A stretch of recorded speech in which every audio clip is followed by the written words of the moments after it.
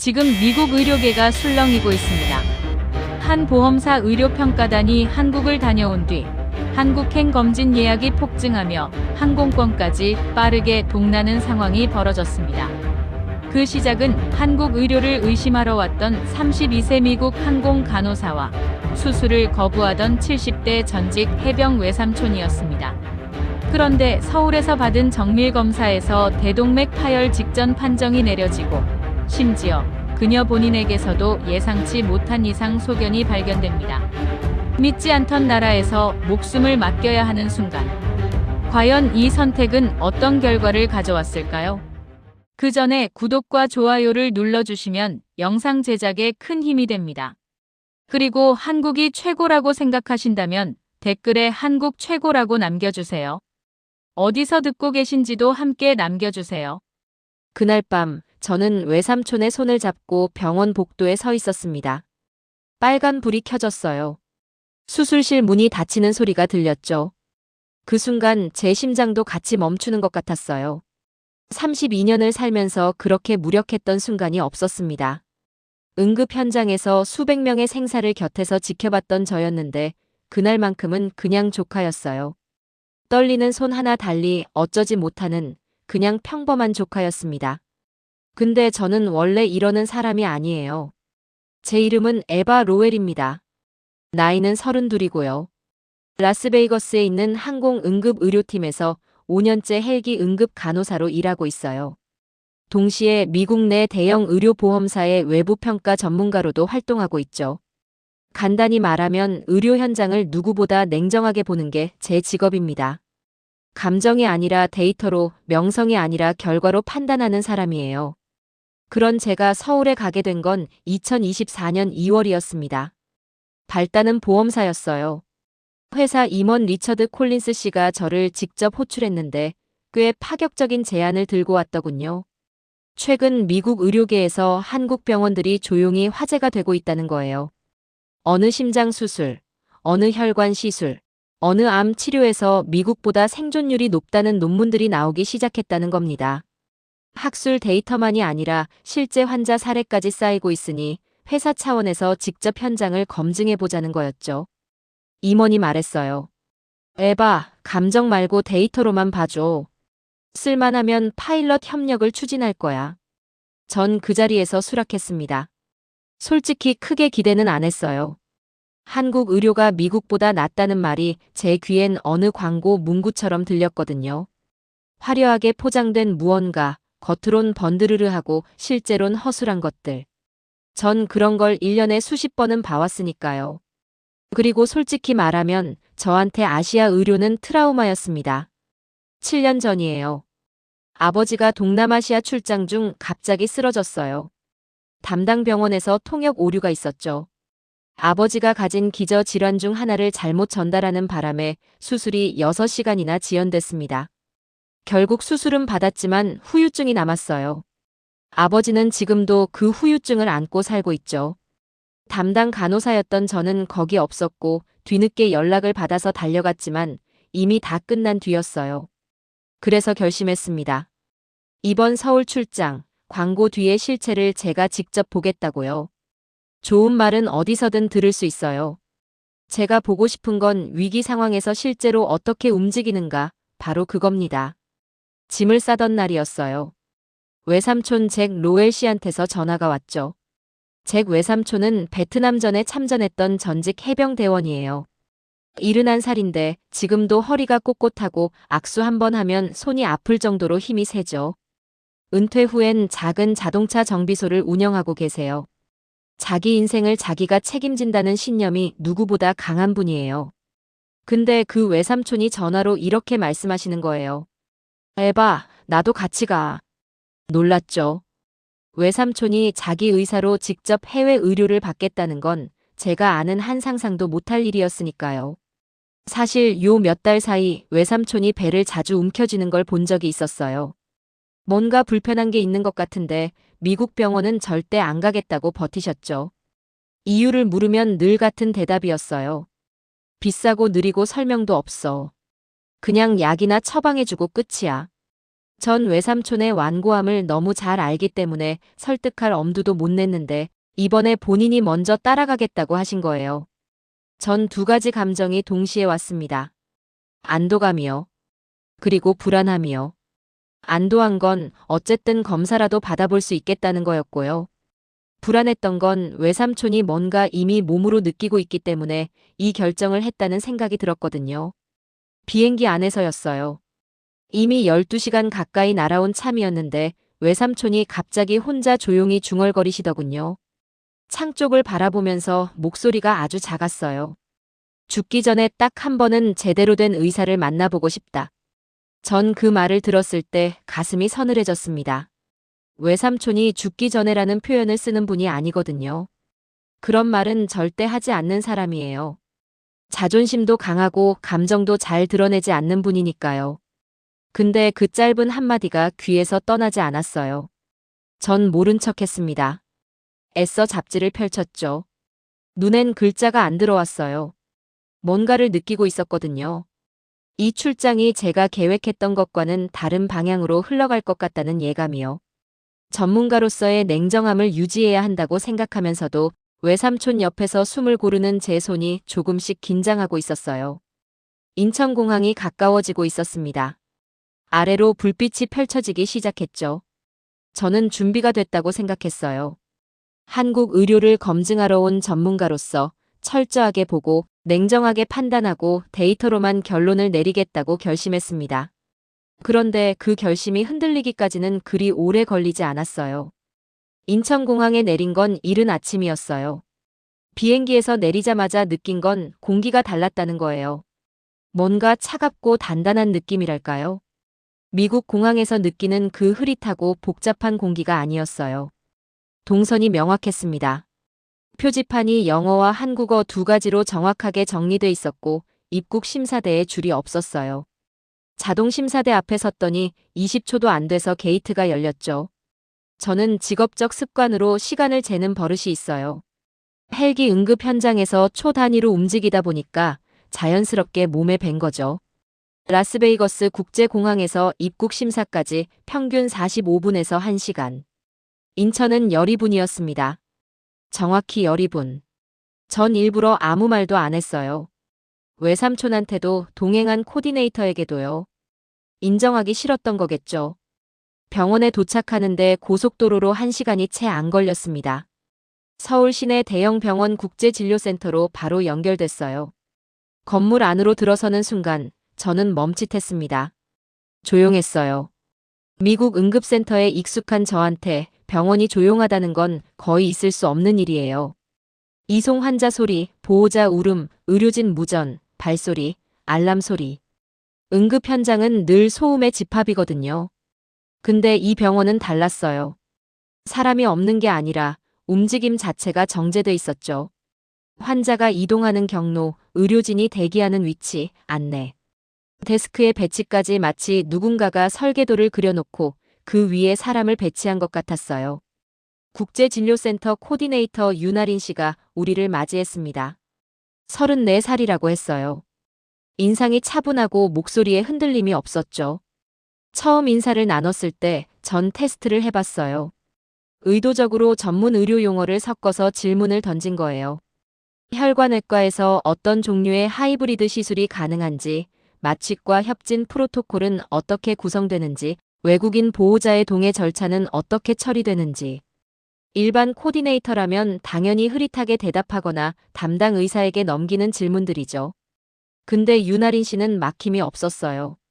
하나하나 정확하게 대답했고 중간에 제가 미국 사례를 언급하면 한국 방식과의 차이까지 자연스럽게 짚어줬어요.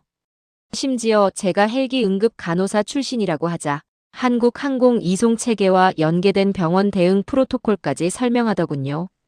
저는 그 순간 표정을 관리하느라 조금 애를 썼습니다. 이건 관광용 쇼가 아니에요. 실제 운영이다. 그 생각이 들었어요. 인정하기 싫었지만 이건 부정할 수가 없었죠. 외삼촌 검사가 바로 시작됐습니다. 체크인부터 기초문진, 체혈, 심전도까지 40분이 걸리지 않았어요. 라스베이거스에서 같은 검사를 받으려면 예약만 2주 이상 기다려야 하는데요. 외삼촌은 약간 당황한 눈치였어요. 누군가 옆에서 계속 설명해주고 다음 단계로 자연스럽게 안내해주는 구조가 낯선 거죠. 저도 몰래 시계를 보면서 속으로 계속 체크하고 있었습니다. 복부 쪽 불편감이 수개월째 지속됐다는 얘기를 들은 의료진이 즉시 복부 및 흉부 단층 촬영을 권유했어요. 외삼촌은 처음엔 거부했죠. 그냥 위장 문제겠지. 그 완고한 표정, 저도 수십 번은 본 얼굴이에요. 근데 의료진이 설득하는 방식이 달랐습니다. 강요가 아니었어요. 데이터를 보여줬죠. 외삼촌 나이대, 성별, 흡연 이력, 혈압 수치를 조합했을 때 이 증상이 나타날 경우 배제해야 하는 항목들이 있다고 숫자로 설명했어요. 감정 호소가 아니라 정보 제공이었죠. 외삼촌이 팔짱을 끼고 잠깐 생각하다가 고개를 끄덕였어요. 저는 그 장면을 보면서 놀랐습니다. 제가 지난 3년 동안 설득 못했던 분이거든요. 촬영이 진행되는 동안 저는 윤아린 씨와 함께 대기실에 앉아 있었어요. 이런저런 얘기를 나누다가 저도 모르게 물어봤죠. 한국에서 일하는 게 어때요? 외국인 환자 상대하는 거 쉽지 않을 것 같은데. 윤아린 씨가 조금 웃으면서 말했어요. 여긴 외국인 센터가 아니에요. 그냥 환자 센터예요. 짧은 말이었는데 뭔가 걸렸어요. 구분하지 않는다는 말이잖아요. 외국인이니까 다르게 대한다는 게 아니라 그냥 환자로 본다는 거. 전 그게 말처럼 쉬운 일이 아니라는 걸 알거든요. 현장에서. 그때였어요. 촬영실 쪽에서 외삼촌을 담당한 의료진이 빠른 걸음으로 나오더니 윤아린 씨에게 짧게 뭔가를 전달했어요. 영어는 아니었고 한국어로 몇 마디를 나눴는데 저는 그 대화를 이해하진 못했지만 분위기를 읽었습니다. 표정이 굳었어요. 아주 순간적으로요. 이분이 의사셨는데 표정이 굳은 시간이 딱 0.5초쯤이었을까요? 그걸 바로 수습하고 다시 평정심을 찾았지만 전 봤어요. 응급 현장에서 몇 년을 일하다 보면 의료진의 표정 변화가 보여요. 그 10분의 1초짜리 표정이 어떤 의미인지 저는 너무 잘 알고 있었죠. 윤아린 씨가 저한테 조용히 말했어요. 담당 교수님이 직접 결과를 설명드리고 싶다고 하세요. 잠깐 기다려 주시겠어요? 전 그 순간 가슴 한쪽이 조여드는 느낌을 받았어요. 아무것도 아닐 수도 있다고 생각했죠. 하지만 교수가 직접 결과를 설명하겠다는 건 일반적인 상황이 아니에요. 적어도 제가 아는 의료 현장에서는요. 잠시 후 정민석 교수님이 오셨습니다. 52세라고 하셨는데 눈빛이 차분하고 말투가 정확했어요. 자리에 앉으시면서 외삼촌의 촬영 영상을 모니터에 띄우셨죠. 전 모니터를 봤을 때 직감적으로 알았어요. 뭔가가 있다.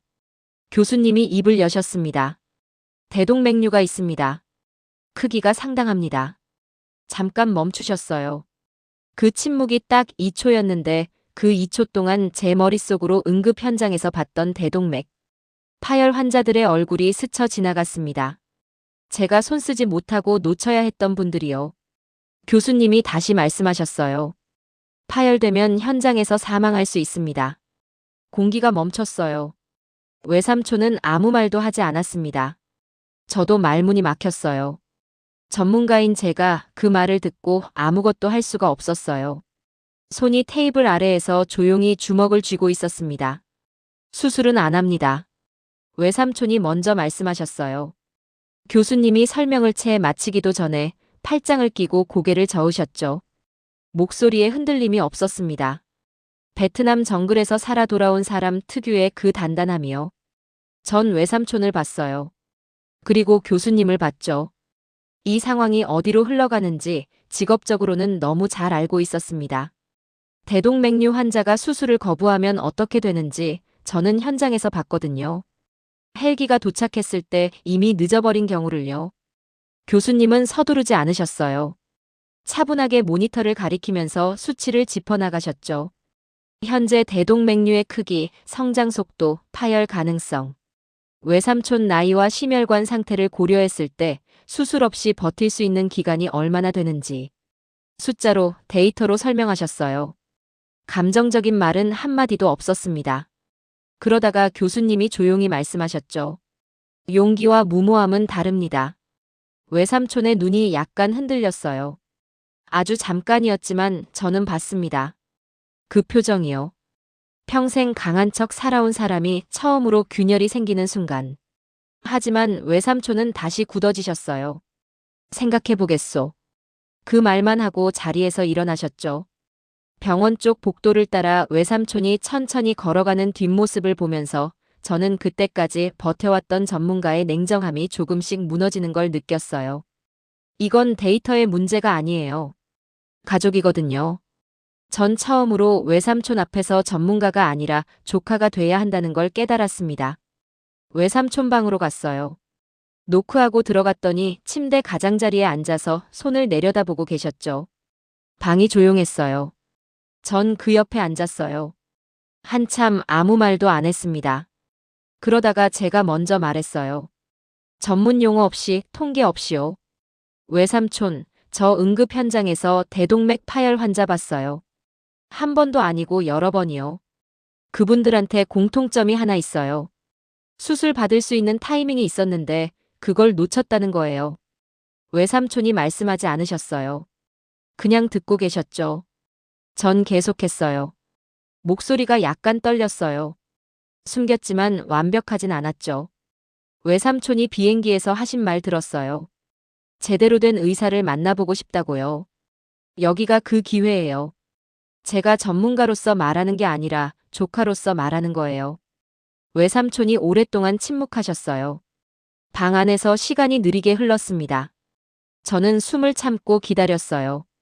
그러다가 외삼촌이 저를 보셨어요. 눈빛이 처음 보는 얼굴이었어요. 그 강한 분이, 그 완고한 분이 조금 작아 보이셨죠. 내가 믿는다면 나도 믿겠다. 전 그 말을 듣고 바로 고개를 돌렸어요. 눈물이 나올 것 같았거든요. 전문가가 환자 앞에서 우는 건 아니니까요. 억지로 참았습니다. 근데 그 순간 저는 이미 알고 있었어요. 이 출장이 검증이 아니라 제가 먼저 무너지는 여정이 되고 있다는 걸요. 외삼촌 수술 일정을 잡고 나서 저도 검사를 받았어요. 사실 처음엔 안 받으려고 했습니다. 저는 검증하러 온 사람이지 환자로 온 게 아니었으니까요. 근데 윤아린 씨가 조용히 권유했어요. 어차피 병원에 있는 동안 기본 건강검진 패키지를 받아보는 게 어떻겠냐고요. 외삼촌 수술 준비가 진행되는 동안 시간도 있으니까요. 마지못해 동의했어요. 어차피 데이터 수집 차원에서 나쁠 게 없다고 생각했죠. 체혈, 심전도, 기본 초음파까지는 별 느낌이 없었어요. 그러다가 갑상선 초음파를 하는데 담당 의사분이 탐촉자를 멈추는 게 느껴졌습니다. 아주 잠깐이었는데 그 멈춤이 심상치 않았어요. 전 그 느낌을 알고 있었거든요. 현장에서 수십 번 봤던 그 정지요. 담당 의사분이 차분하게 말씀하셨어요. 결절이 하나 보이는데요. 모양이 조금 신경 쓰여서 새침 검사를 권유드리고 싶어요. 전 그 자리에서 아무 말도 못했어요. 새침 검사. 즉 조직 검사예요. 갑상선 결절에서 세포를 채취해서 악성 여부를 확인하는 거죠. 전 간호사니까 그 말이 무슨 뜻인지 정확하게 알고 있었어요. 그렇기 때문에 더 말문이 막혔죠. 결과는 다음 날 나왔습니다. 저는 그 24시간 동안 외삼촌 곁에 있으면서 최대한 아무렇지 않은 척했어요. 뭔가를 들킬 것 같았거든요. 외삼촌은 수술 준비로 정신이 없으셨고 전 혼자 조용히 결과를 기다렸죠. 다음 날 오전 담당 의사분과 마주 앉았어요. 갑상선 미세암 의심 소견입니다. 크기가 아주 작아요. 1cm 이하고요. 지금 발견돼서 다행입니다. 지금 발견돼서 다행이라는 말이 귀에서 맴돌았어요. 다행이라는 말을 들었는데 왜 다행인지 실감이 안 났어요. 뭔가가 가슴에 걸려 있는 것 같았죠. 숨이 제대로 안 쉬어졌어요.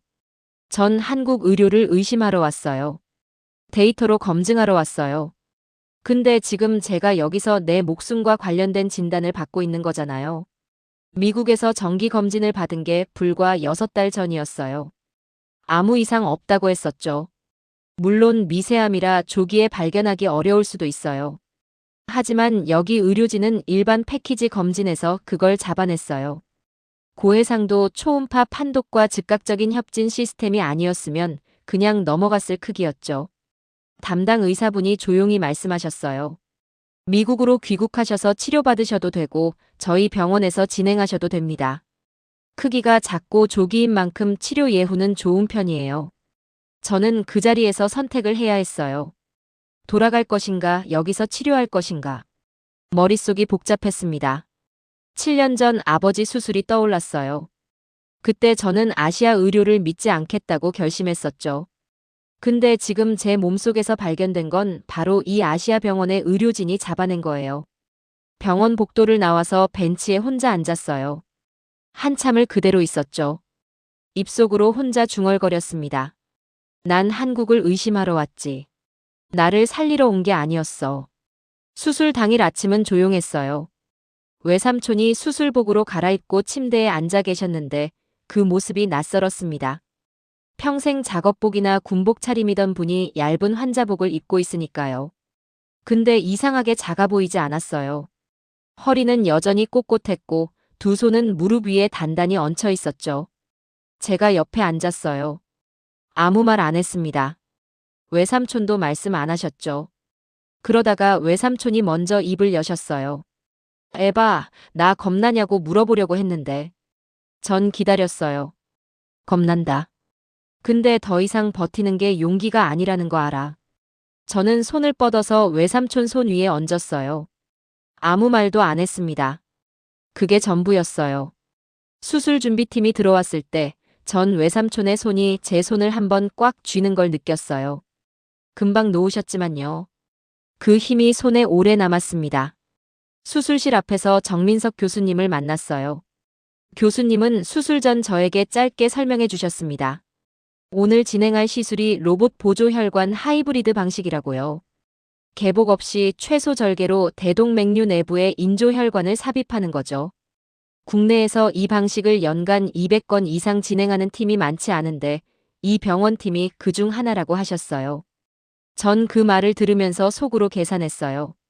미국에서 같은 시술을 받으려면 대기만 최소 2달에서 석 달이에요. 비용은 수십만 달러 수준이고요.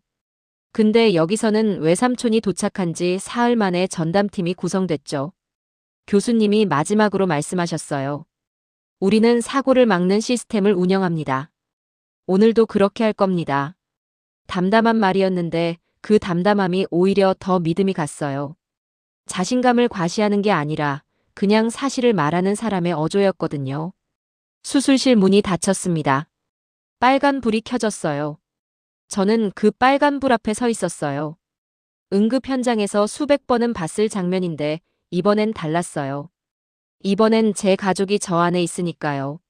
전문가의 눈이 아니라 조카의 눈으로 그 불을 바라보고 있었습니다. 다리에 힘이 빠지는 느낌이 들었어요. 대기실 의자에 앉았죠.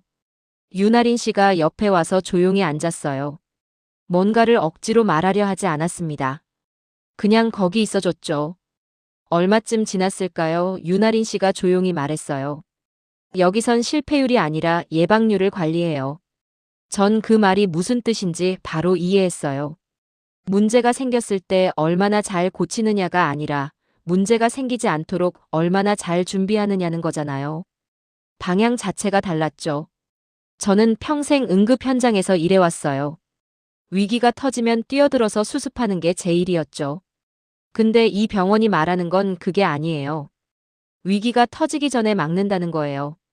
그 철학의 차이가 그 순간 생각보다 크게 다가왔습니다. 대기하는 시간이 길었어요. 시간이 느리게 흘렀죠. 전 손을 내려다보면서 이런저런 생각을 했어요.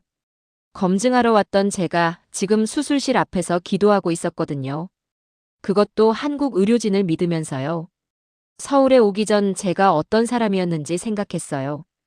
얼마나 단단하게 불신을 쌓아두고 왔었는지요.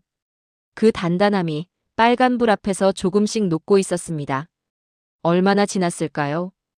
윤아린 씨가 제 어깨를 살짝 건드렸어요. 교수님이 나오고 계셨습니다. 교수님이 마스크를 내리면서 말씀하셨어요. 파열 직전이었습니다. 1시간만 늦었어도. 말끝을 흐리셨어요. 그 뒤는 말씀 안 하셨지만 전 압니다. 그 뒤에 어떤 말이 오는지요. 두 눈이 뜨거워졌습니다. 외삼촌이 눈을 뜬 건 수술 다음 날 오전이었어요. 중환자실에서 일반 병실로 옮겨지기 전 잠깐 면회가 가능했습니다. 전문을 열고 들어갔어요. 외삼촌이 천장을 보고 누워 계셨는데 제 발소리를 들으셨는지 고개를 천천히 돌리셨죠. 눈이 마주쳤어요. 아무 말도 안 나왔어요. 저도 그렇고 외삼촌도 그렇고요. 외삼촌이 먼저 입을 여셨어요. 목소리가 약간 쉬어 있었지만 또렷했습니다. 군대보다 체계적이다. 그게 첫마디였어요. 저는 그 말을 듣고 웃음이 나왔어요. 눈물이랑 같이요. 억지로 참으려 했는데 잘 안 됐죠. 베트남전 해병대 출신이 한국 병원을 군대보다 체계적이라고 표현하는 게 그분이 내릴 수 있는 가장 높은 평가라는 걸 저는 알거든요. 오후에 정민석 교수님이 병실로 오셨어요. 외삼촌 상태를 확인하시고 앞으로의 회복 계획을 설명해 주셨죠. 그런데 설명이 끝난 후에 교수님이 잠깐 의자를 당겨 앉으셨어요. 뭔가를 더 말씀하시려는 것 같았죠. 교수님이 말씀하셨어요. 제가 수련회 시절에 대동맥 파열 환자를 잃은 적이 있어요. 응급실로 왔을 때 이미 늦은 상태였죠. 그때부터 생각했습니다. 왜 우리는 항상 터진 다음에 뛰어가야 하는가? 저는 말없이 듣고 있었어요. 전쟁에서 승리하는 건 무기가 아니라 준비입니다. 의료도 마찬가지예요. 치료 기술이 아무리 뛰어나도 예방하지 못하면 의미가 절반으로 줄어요. 저는 그걸 억제 철학이라고 부릅니다.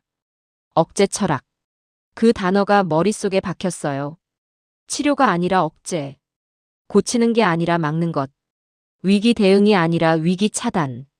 전 평생 응급 현장에서 일하면서 항상 사후 대응을 해왔어요. 누군가 쓰러지면 달려가는 게 제 역할이었죠. 근데 이 병원이 말하는 건 달려가지 않아도 되는 구조를 만든다는 거잖아요. 방향이 반대였어요. 그리고 그 방향이 옳았습니다. 교수님이 일어나시면서 마지막으로 말씀하셨어요. 환자 앞에선 국적이 없습니다. 생명만 있을 뿐이에요. 그 말이 끝나고 교수님이 나가신 후 병실이 조용해졌어요. 외삼촌은 눈을 감고 계셨고 저는 침대 옆 의자에 앉아서 한참을 그대로 있었습니다. 솔직히 말할게요. 저는 그날까지 한국 의료에 대해 편견이 있었어요. 아시아 의료라는 카테고리 안에 뭉뚱그려서 7년 전 아버지 일을 겪은 이후로 선을 그어버렸죠. 그게 전문가로서의 판단이라고 생각했어요. 근데 그건 판단이 아니라 상처였던 거예요. 눈물이 떨어졌습니다. 제 무릎 위에 조용히 소리도 없이요. 훔치려다가 그냥 뒀어요. 아무도 보는 사람이 없었으니까요. 이건 광고가 아니야. 속으로 중얼거렸어요. 문화야. 이건 그냥 문화야. 기술이 뛰어난 게 아니에요. 물론 기술도 뛰어나죠. 하지만 그것보다 더 깊은 곳에 의료를 대하는 태도 자체가 달랐어요. 환자를 숫자로 보지 않는 것, 예방을 치료보다 먼저 생각하는 것, 팀 전체가 하나의 방향으로 움직이는 것. 그게 하루아침에 만들어지는 게 아니잖아요. 오랜 시간 쌓인 거죠. 한국이 전쟁 폐허에서 이 자리까지 오는데 걸린 시간이 70년이에요. 그 시간 동안 이 나라 사람들이 어떻게 살아왔는지 저는 의료 현장 하나에서 느꼈습니다. 무너지고 다시 세우고 실패하고 더 단단하게 준비하고. 그 반복이 지금 이 병원의 시스템 안에 녹아 있었어요. 외삼촌이 눈을 살짝 뜨셨어요. 저를 보시더니 짧게 말씀하셨죠. 울지 마. 저는 웃었어요. 안 울어요. 외삼촌도 웃으셨어요. 수술 후 처음으로요. 미국으로 돌아온 건 서울에 도착한 지 3주가 지난 후였어요. 외삼촌 회복이 예상보다 빨랐습니다. 의료진이 수술 다음 날부터 가벼운 보행 재활을 시작했고 식이 관리와 혈압 모니터링을 병행하면서 회복 속도를 데이터로 추적했어요.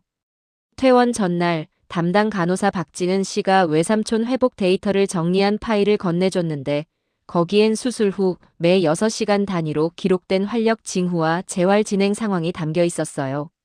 미국 병원에서 퇴원할 때 이런 자료를 받아본 적이 없었죠. 퇴원 후 관리까지 이 시스템 안에 있었던 거예요. 공항 가는 차 안에서 외삼촌이 말씀하셨어요. 에바, 나 괜찮으면 내년에 또 오고 싶다. 저는 그 말이 너무 웃겼어요. 한국병원은 절대 안 간다던 분이 다음 방문을 먼저 얘기하시다니요. 대답 대신 그냥 웃었습니다. 라스베이거스로 돌아오자마자 보고서 작성에 들어갔어요. 원래 계획은 단순했습니다. 시설 현황, 수술 건수, 비용 비교, 생존율 데이터를 정리해서 임원회의에 제출하는 거였죠. 근데 막상 앉아서 쓰기 시작하니까 그게 전부가 아닌 거예요. 숫자만으로는 제가 서울에서 느낀 것들을 담을 수가 없었어요. 전 다시 썼어요. 처음부터요. 기술 중심이 아니라 운영 철학 중심으로 구성했습니다. 한국 병원이 왜 효율적인지, 어떤 구조로 돌아가는지, 예방 중심 철학이 실제 비용과 생존율에 어떤 영향을 미치는지. 숫자를 쓸 때도 나열하지 않았어요. 제가 직접 목격한 장면들 안에 녹여 넣었죠. 외삼촌의 케이스도 넣었어요. 익명 처리했지만요. 미국에서 발견되지 않았던 대동맥류가 한국 도착 당일 검진에서 발견됐고 사흘 만에 전담팀이 구성돼 수술이 진행됐으며 파열 직전이었던 환자가 3주 후 스스로 걸어서 귀국했다는 내용이요. 제 갑상선 미세암 발견 케이스도 포함했습니다. 감정적인 서술은 빼고 사실만 썼어요. 임원회의는 뉴욕 본사에서 열렸어요. 리처드 콜린스 씨가 테이블 상석에 앉아 있었고 전략팀 임원들이 양쪽에 늘어서 있었죠. 전 보고서를 화면에 띄우고 설명을 시작했어요. 중간쯤 됐을 때 한 임원이 끊었어요. 로엘 씨, 이거 감정 보고서 아니에요? 본인 삼촌 수술 얘기까지 넣으셨는데. 전 글을 봤어요. 그리고 말했죠. 삼촌 케이스는 하나의 데이터 포인트입니다. 미국 내 유사 케이스 평균 발견 시점, 수술 대기 기간, 수술 후 합병증 발생률과 비교한 수치가 보고서 뒤쪽에 있어요. 감정이 아니라 숫자로 보셔도 결론은 같습니다. 리처드 콜린스 씨가 말없이 보고서를 넘기고 있었어요. 전 계속했습니다. 미국 환자가 한국에서 동일 수술을 받을 경우 비용은 미국 대비 30에서 40% 수준이에요. 회복 기간은 평균 20% 단축됩니다.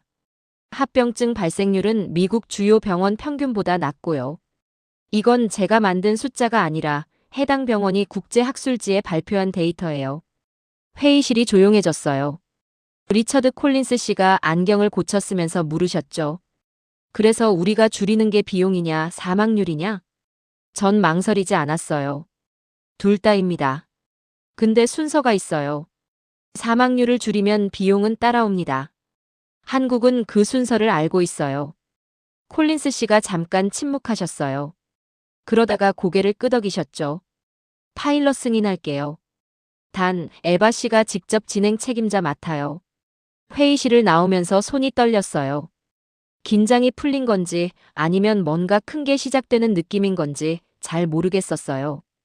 둘 다였겠죠. 파일럿 프로그램 공지가 나간 건 회의 2주 후였어요. 한국협력병원을 통한 의료 연계 서비스 시범 운영이라는 내용이었는데 예약 신청이 첫날에만 400건이 넘게 들어왔죠. 담당 직원한테서 연락이 왔어요. 서버가 잠깐 느려졌다고요. 전 그 숫자를 보면서 생각했어요. 사람들은 이미 알고 있었던 거예요. 더 좋은 의료가 어딘가에 있다는 걸요. 다만 공식적인 통로가 없었던 거죠. 그 통로를 지금 제가 열고 있는 거고요. 외삼촌한테 전화했어요. 결과를 얘기했더니 짧게 말씀하셨죠. 잘했다. 그게 전부였어요.